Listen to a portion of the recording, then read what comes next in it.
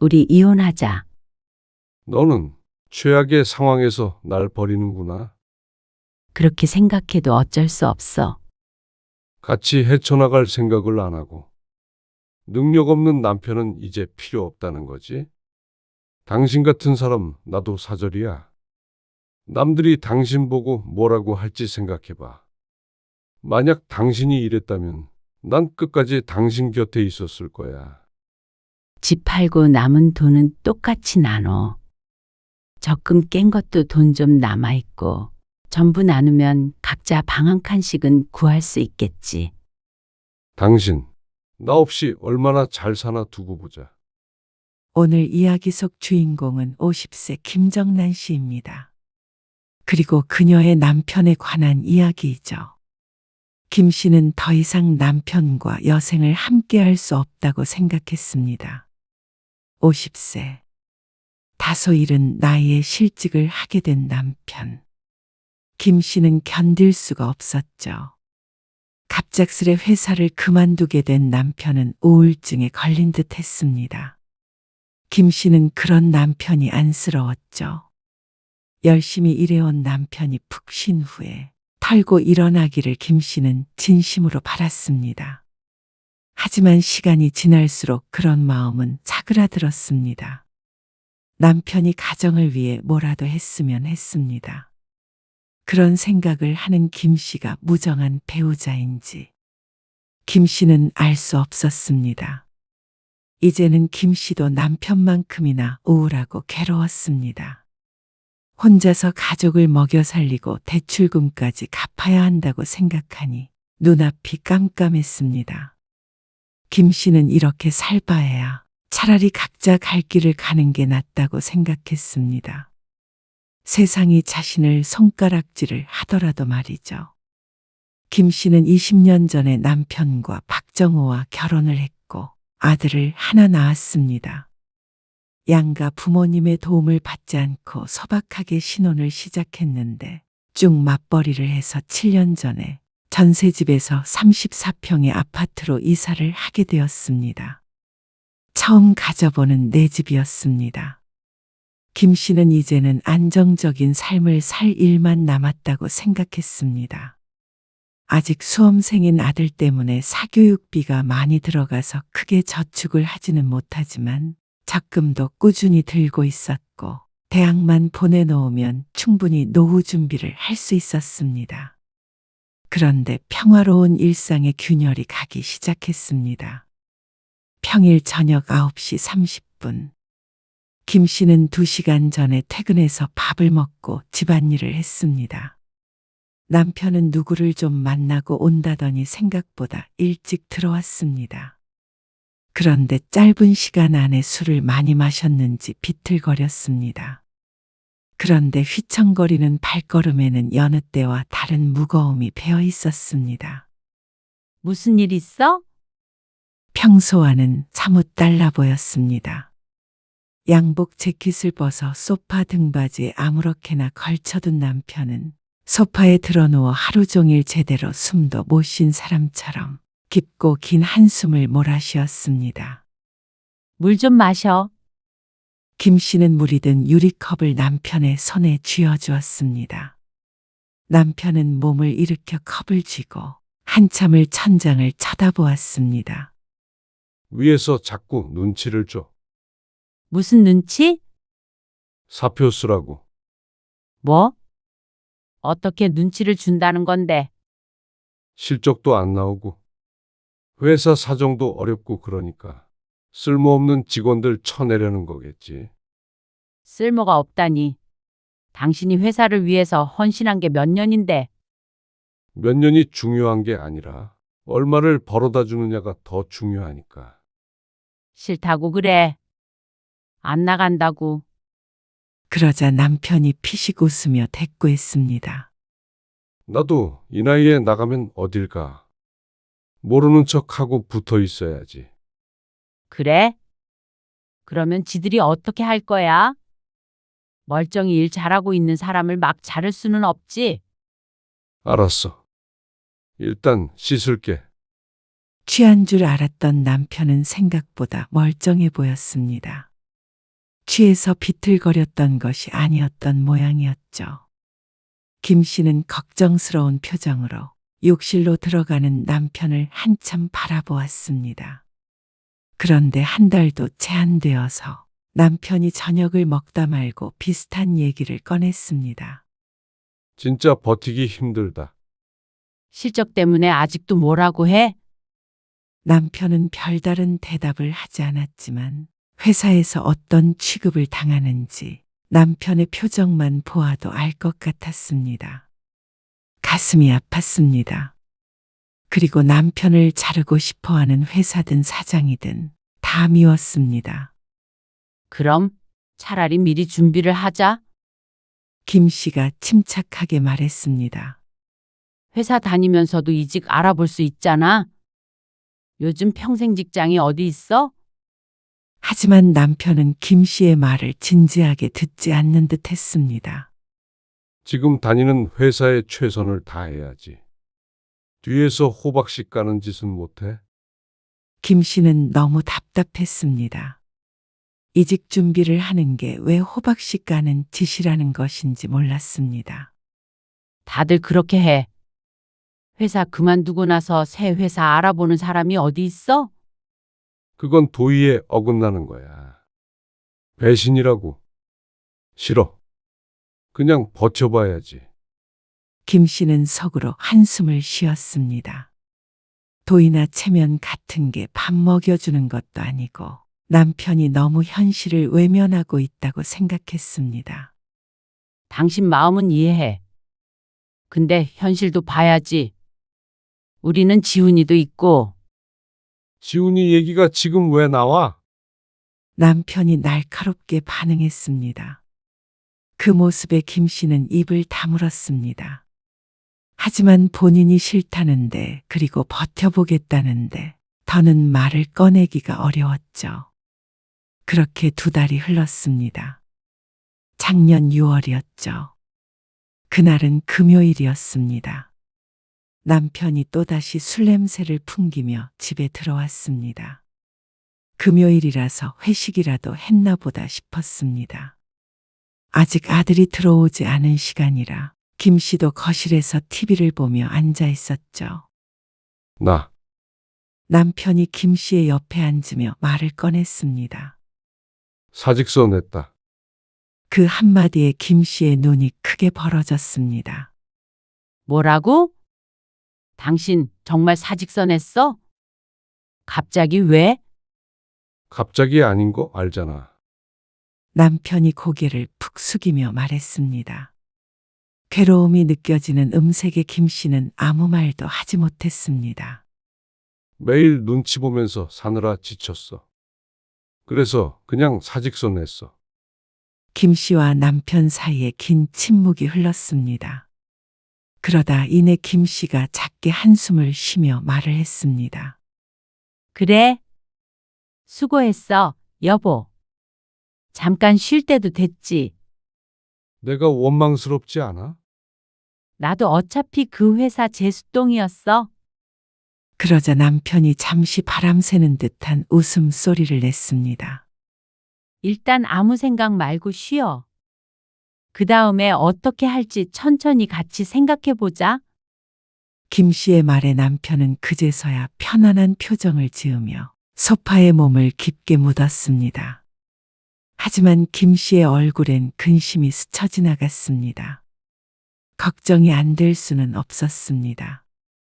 한 달에 나가는 돈이 무시무시했습니다. 무리해서 이사했던 아파트 대출금도 어마어마했고 아들의 과외비도 마찬가지였습니다.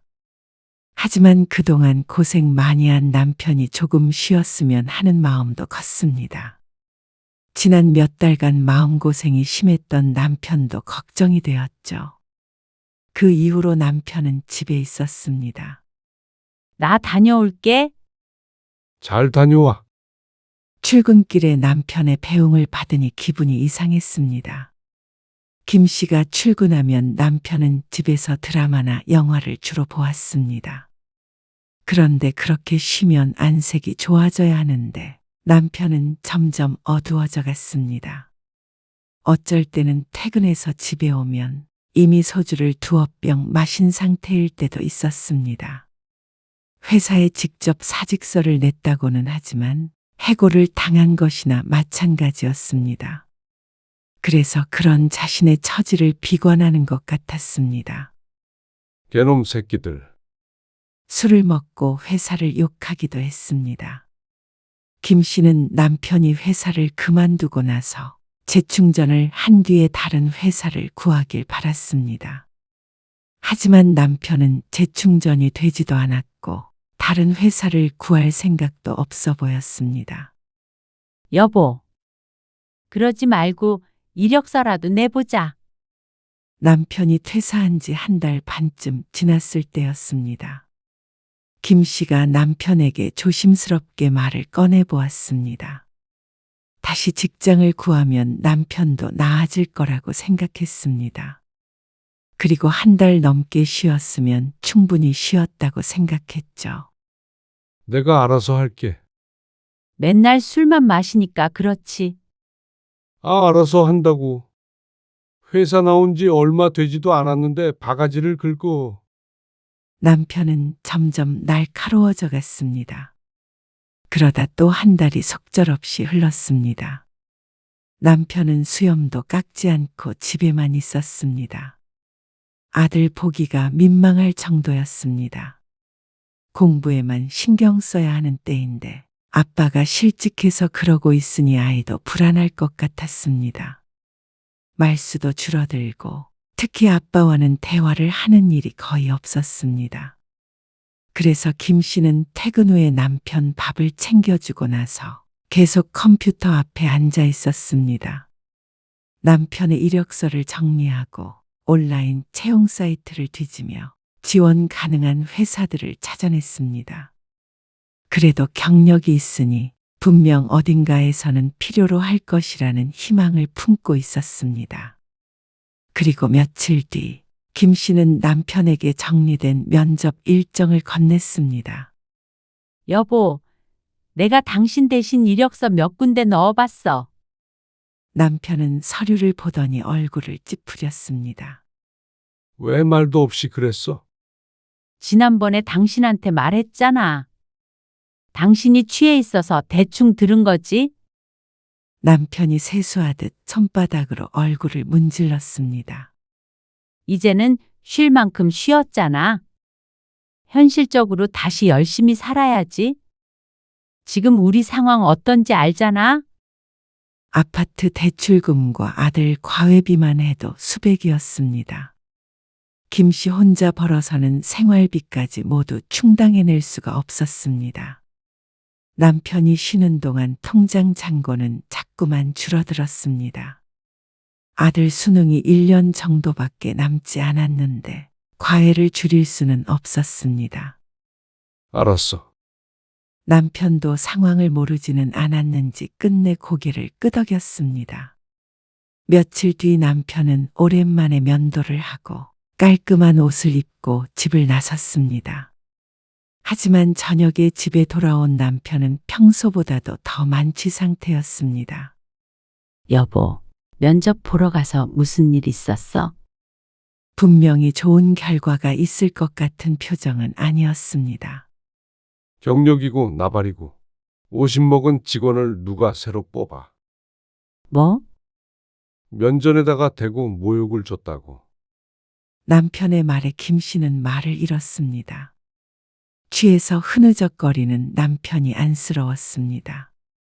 속이 뜨거웠고 눈물이 날 것 같았습니다. 여보, 혼자 있게 나 좀 내버려둬. 남편은 그전보다도 더 무기력해졌습니다. 그 뒤로는 다른 사람이 된 것 같았습니다. 신경질적이었고 밤에 잠을 잘 자지 않고 TV만 봤습니다. 그러니 눈밑은 늘 거뭇하고 자꾸만 짜증을 내었습니다. 하지만 김 씨도 김 씨대로 괴로운 나날을 보냈습니다. 통장에 구멍이 뚫린 것처럼 돈이 줄줄 샜습니다. 야근 수당을 받기 위해서 늦게까지 일할 때도 많았습니다. 그 와중에 집안일에 아들 학업까지 신경 써야 하니 몸이 열개라도 부족했습니다. 스트레스 때문에 최근에는 역류성 식도염까지 더해져서 약을 달고 살았습니다. 하지만 남편의 상태가 좋지 못하니 김 씨도 차마 자신도 힘들다고 말할 수가 없었습니다. 시간이 지나면 나아질 거라고 생각했습니다.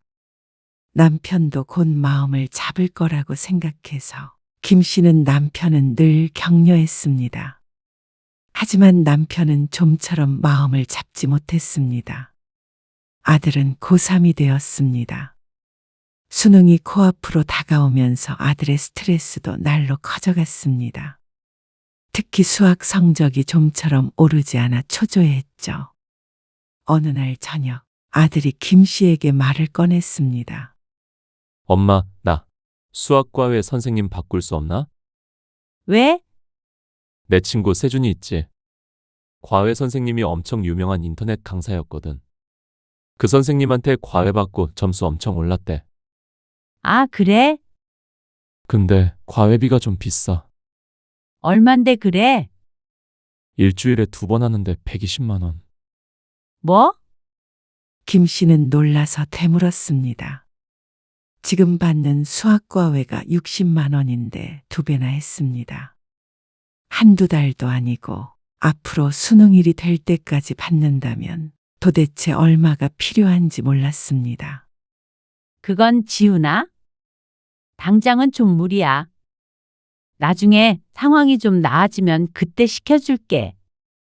당분간은 부족한 부분은 인강 같은 걸로 대체할 수 있을까?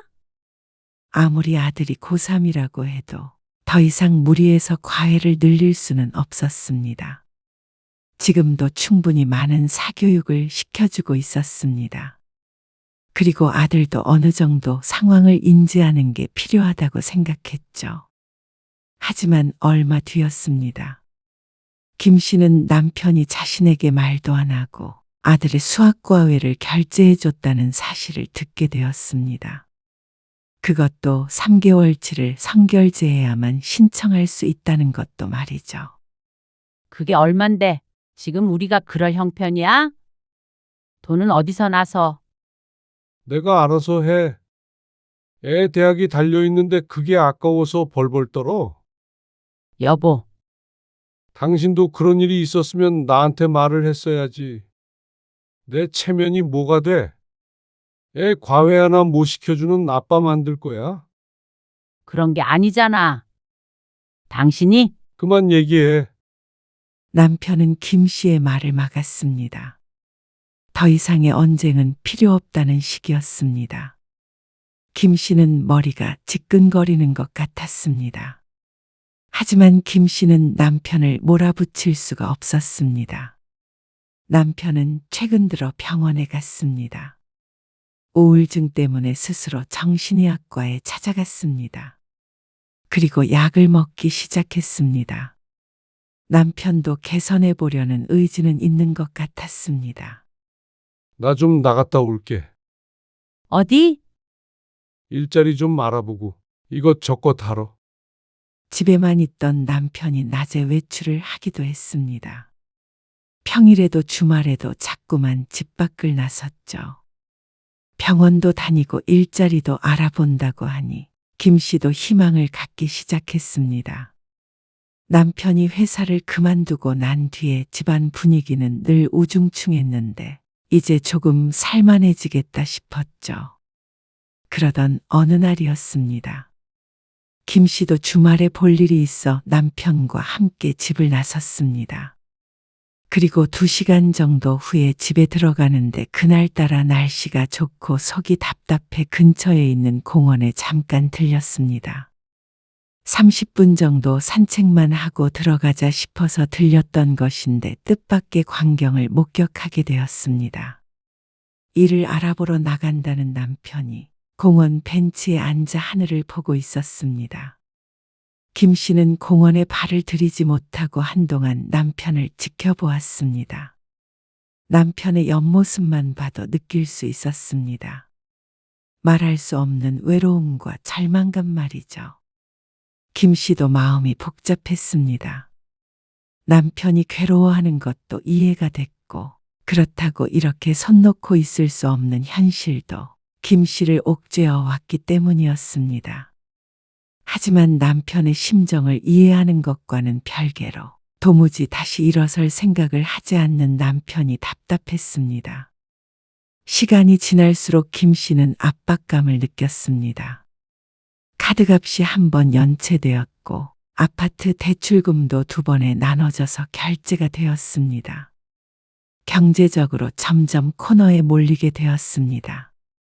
휴대폰 앱으로 자꾸만 통장들의 잔고를 확인하게 되었고, 카드값이나 보험금 등 대금을 결제해야 할 날이 다가올 때마다 한숨을 쉬었습니다. 그런 상황에서 퇴근해서 집에 돌아와서 푹 퍼져 있는 남편을 보면 화가 나기도 했습니다. 마음에 병이 든 것은 알겠지만 가정을 걱정하는 것은 김 씨뿐인 듯해서 숨이 막혔습니다. 다 끝났어. 나 때문에 망했어. 망하긴 뭘 망해? 당신이 정신 차리고 살면 되잖아. 김 씨도 참지 못하고 남편에게 언성을 높였습니다. 이제는 격려만으로는 남편을 바꿀 수 없다고 생각했습니다. 현실을 직시할 때였습니다. 지훈이 생각 좀 해. 당신이 이러고 있으니까 애도 불안해 하잖아. 그리고 나도 힘들어. 제발 일자리라도 구해봐. 나 같은 거 써주는 곳이 있겠어? 월급이 적더라도 일단 들어가서 일하면 되잖아. 그러면서 다시 천천히 이직 준비하면 되는 거고. 월급이 적으면 그걸로 어떻게 살겠어? 월급이 아예 없는 것보다는 낫잖아. 당신도 내가 한심해? 내가 언제 한심하다고 그랬어? 눈빛만 봐도 알아. 왜 돈 못 버니까 사람이 사람처럼 안 보여? 그러면서 듣기 힘든 욕을 내뱉는 남편. 김 씨는 너무 놀랐습니다. 직장을 잃었다고 사람이 이렇게 변하나 싶었습니다. 내 남편이 아닌 것만 같았죠. 이러다가는 남편이 아니라 김 씨가 먼저 정신병에 걸릴 것 같았습니다. 모든 짐은 김 씨가 짊어지고 있는데 왜 남편은 세상 모든 괴로움을 자기만 느끼고 있는 것처럼 행동하는지 몰랐습니다. 김 씨도 서서히 지쳐갔습니다. 제발 좀 정신 좀 차려, 여보. 직장 잃었다고 사람 안 죽어. 일할 곳이 거기밖에 없는 것도 아니잖아. 내가 이력서 내줄게. 당신은 면접 봐, 어? 내가 알아서 한다고 했잖아. 옆에 있던 쿠션을 김 씨를 향해 집어던지며 말하는 남편.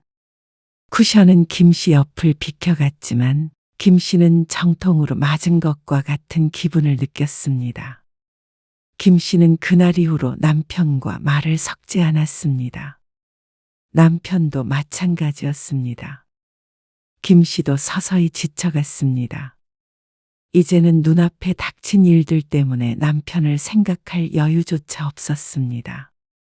너 이 새끼. 뭐라고 그랬어? 아들은 수능을 봤습니다.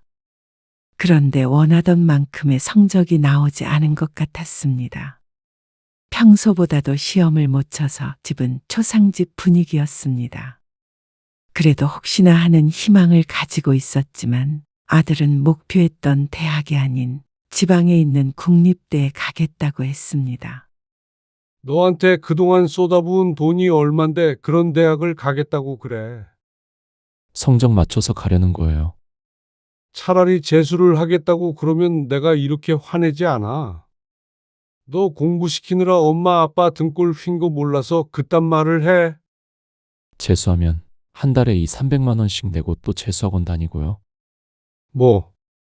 네가 그걸 왜 신경 써? 아빠, 1년 넘게 일 안 했잖아요. 뭐야? 그래서 저라도 장학금 받아서 대학 가려는 건데 뭐가 문제예요? 이 자식이 그래도? 남편이 순식간에 아들을 향해 발길질을 했습니다. 여보, 김 씨는 그런 남편을 죽자사자 말렸습니다. 김 씨도 아들의 결정이 뼈아팠습니다. 하지만 이런다고 해결될 문제도 아니었고 김씨 부부의 탓도 있었습니다. 하지만 자식을 이런 식으로 다루는 것은 용납할 수 없었습니다. 말이 안 통하는 5살짜리 아이도 아니었고 이제 곧 성인인 자식을 말이죠. 집은 남편 때문에 난장판이 되었습니다. 아들은 집을 뛰쳐나갔고 김 씨의 얼굴에도 생채기가 났습니다. 남편은 아들을 찾으러 가겠다며 난리를 치다가 겨우 진정했습니다. 여보, 이 집 팔자. 김 씨는 넋이 나가서 중얼거렸습니다. 뭐, 이 집 팔고 작은 집으로 옮겨. 전세든 뭐든 그러고 나서 다시 시작하자. 말이 되는 소리를 해. 이 집 대출금 한 달에 얼마 갚는 줄 알아? 그 돈만 줄여도 먹고 살만해. 지훈이 장학금 받아서 대학 가면 앞으로 지훈이한테 들어가는 교육비도 없을 거고. 집이 뭐라고 가정을 무너뜨리면서까지 유지할까요?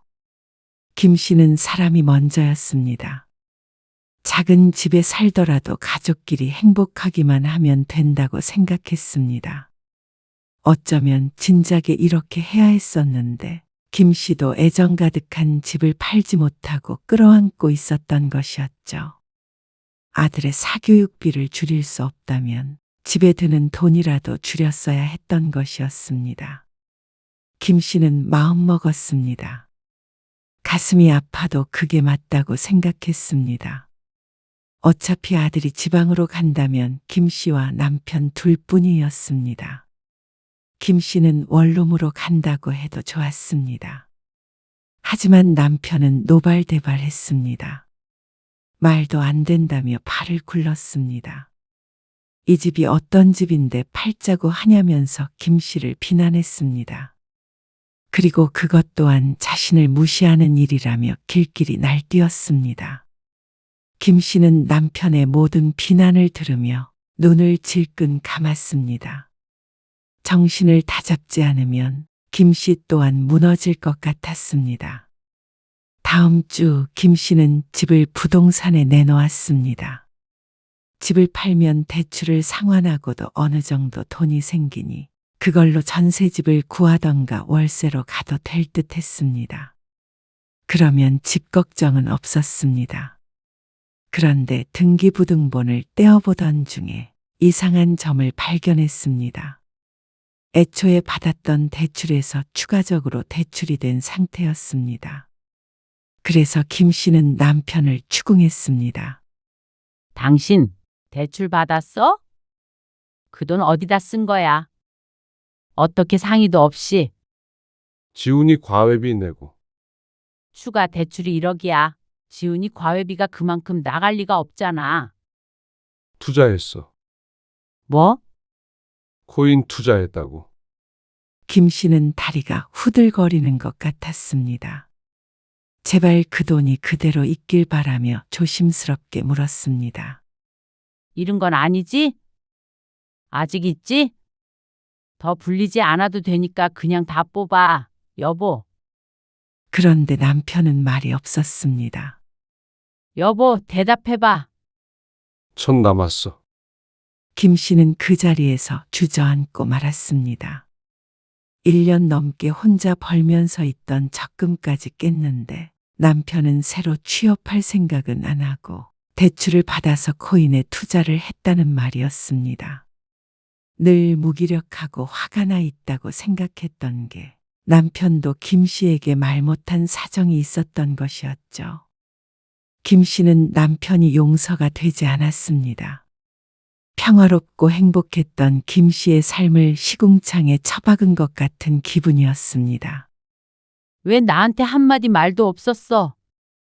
남편은 고개를 숙인 채 대답했습니다. 우리 가족한테 부끄럽지 않은 가장이 되고 싶었어. 그 전 같았으면 그런 남편이 안쓰러웠겠지만 더는 그러지 않았습니다. 이제는 남편에 대한 미움이 더 컸습니다. 가족을 위한 일이었다는 말로 그동안의 남편의 행동에 변명이 될 수는 없었습니다. 부끄럽지 않으려면 제대로 살았어야지. 김 씨의 차가운 말에 남편은 충격이라도 받은 듯한 표정을 지었습니다. 그동안 자신이 아내와 자식에게 어떻게 행동했고 어떤 말로 상처를 줬는지는 전혀 생각도 안 하는 것 같았습니다. 김 씨는 그 다음 주 조용히 이혼 서류를 준비했습니다. 아침에 씻으며 머리가 한 움큼 빠졌는데 그걸 보니 이대로 살 수는 없다는 생각이 들었습니다. 김 씨가 먼저 병들어 죽게 생겼으니 말이죠. 김 씨의 아들은 독립해서 나갔습니다. 고시원에서 지내다가 대학이 확실히 결정되면 기숙사에 들어가거나 원룸을 구하겠다고 했습니다. 김 씨도 그러라고 했습니다. 집에 있어봤자 좋은 꼴은 못 볼 것 같았으니 말이죠. 어느 날 김 씨는 아들과 커피숍에서 만났습니다. 지훈아, 엄마가 중요한 얘기를 해야 할 것 같아. 그런데 아들은 이미 예감하고 있었던 것 같았습니다. 이혼하시려는 거죠? 어떻게 알았어? 저도 바보가 아닌데 다 알죠. 김 씨는 마음이 아팠습니다. 이해해요. 저는 신경 쓰지 마세요. 그래도 아들의 수능이 끝나느라 불행 중 다행이라고 생각했습니다. 아들은 김 씨의 결정을 이해해 줬습니다. 이혼 서류를 제출하기 전날 김 씨와 남편은 마지막으로 대화를 나눴습니다. 너는 최악의 상황에서 날 버리는구나. 남편은 김 씨를 비난했습니다. 가장 힘들 때 배신을 한다며 괴로워했습니다. 같이 헤쳐나갈 생각을 안 하고. 능력 없는 남편은 이제 필요 없다는 거지. 당신 같은 사람 나도 사절이야. 남들이 당신 보고 뭐라고 할지 생각해봐. 만약 당신이 이랬다면 난 끝까지 당신 곁에 있었을 거야. 하지만 지난 1년간의 삶을 되돌아봤다면 스스로가 알 것이었습니다. 그럴 만한 정신력을 가진 사람이 아니라는 사실을 말이죠. 김 씨는 체념했습니다. 남편은 자기 연민에 빠져 무엇이 그른 것인지 보지 않았습니다. 김 씨도 일말의 희망이 있었다면, 남편에게 의지만 있었더라면 결코 이런 결정을 하지는 않았을 것이었습니다. 누구보다도 가정을 지키고 싶었던 사람이 김 씨였으니 말이죠. 하지만 이제는 정말 끝이었습니다. 끝까지 모든 일의 책임을 김 씨에게 돌리는 남편에게 더는 실망할 건덕지도 남아있지 않았습니다. 남편이야말로 힘들 때 가족에게서 등을 돌리는 비겁한 남자였습니다. 그런 사람과는 남은 인생을 살아갈 수 없었습니다. 자식이 독립하면 부부는 서로밖에 없는데 뭘 믿고 살아갈지 의심이 됐습니다. 그러니 이혼하기로 한 결정을 후회하지 않았습니다. 집 팔고 남은 돈은 똑같이 나눠. 적금 깬 것도 돈 좀 남아있고 전부 나누면 각자 방 한 칸씩은 구할 수 있겠지. 아직 젊은 나이였습니다. 어차피 아들이 대학에 가면 본격적으로 노후를 준비하려고 했었는데 그 규모가 조금 작아졌다고 생각하면 그만이었습니다. 그렇게 긍정적으로 생각하기 위해서 김 씨도 수많은 나날을 눈물로 보내야 했습니다. 당신 얼마나 잘 사나 두고 보자. 남편은 끝까지 악에 받쳐 있었습니다. 그런 남편을 김 씨는 쓸쓸하게 바라보았죠. 3월 아들이 지방 국립대에 장학금을 받으며 입학했습니다. 기숙사에 살아서 집 걱정은 없었고 생활비는 김 씨가 일부 대주었습니다. 나머지는 자신이 아르바이트를 해서 벌겠다고 했죠. 그리고 김 씨는 남편과 이혼했습니다. 전세 자금 대출을 조금 받아서 작은 아파트를 구했습니다. 대출이라면 지긋지긋했지만 혼자서 어떻게든 갚아갈 거라는 희망은 있었습니다. 가끔씩 아들이 오면 집이라고 생각할 만한 곳이 있었으면 했습니다. 그래서 김 씨는 더욱 더 열심히 일할 이유가 생겼습니다. 남편은 홀시어머니가 사는 집으로 들어갔습니다. 혼자서 살아갈 만한 마음의 여유가 없는 것 같았습니다. 차라리 잘 됐다고 생각했습니다. 혹시나 비참하게 살아간다면 그것도 마음에 걸렸을 것이니 말이죠. 이혼 후 김 씨는 시어머니에게서 전화를 받았습니다. 처음부터 끝까지 김 씨를 욕하는 내용이었습니다.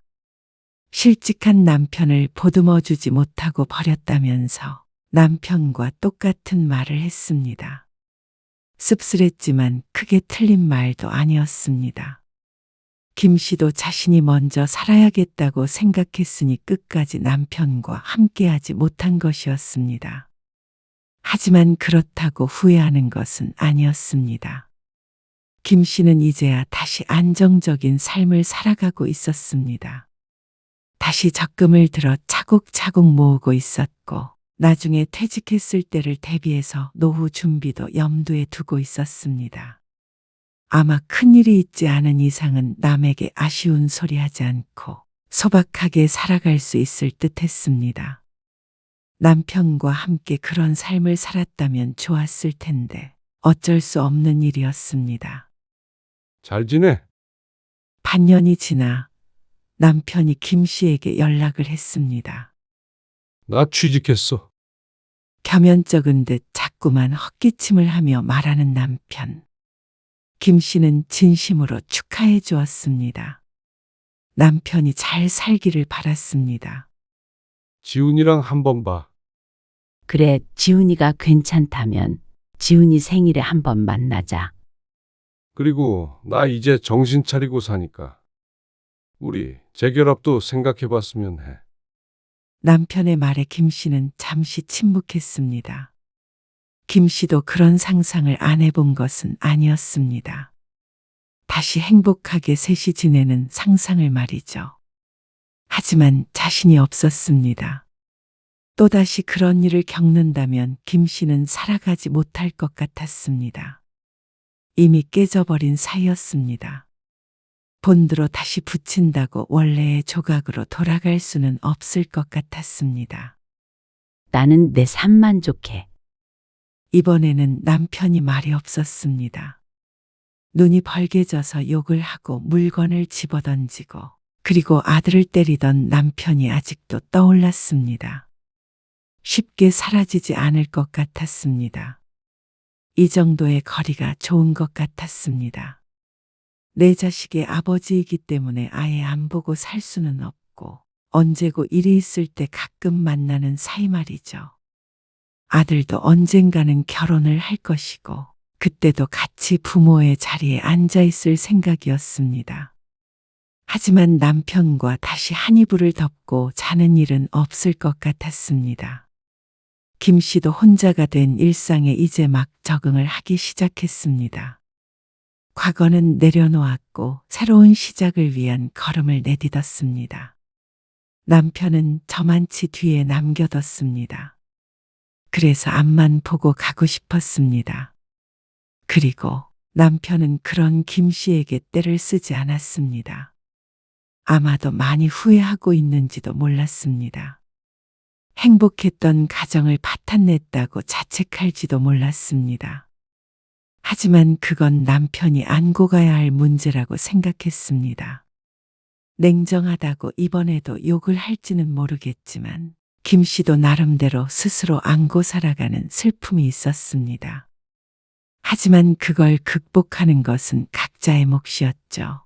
자꾸 보다 보면 나중에는 또 어떻게 될지는 모르겠지만 현재로서의 김 씨의 심정은 그랬습니다. 그럼 잘 지내. 당신도. 남편과의 전화는 그렇게 끝냈습니다. 몇 달 뒤 아들의 생일에 만나게 될지는 몰랐지만 그때까지는 남편은 떠올리지 않고 살아가기로 했습니다. 언젠가 모든 상처는 아물 것이었습니다. 김 씨는 홀가분했습니다. 지난 나날들에 느꼈던 가슴을 핥히는 숨막히는 고통은 느끼지 않았습니다. 그걸로 후회하지 않을 충분한 이유가 되었죠.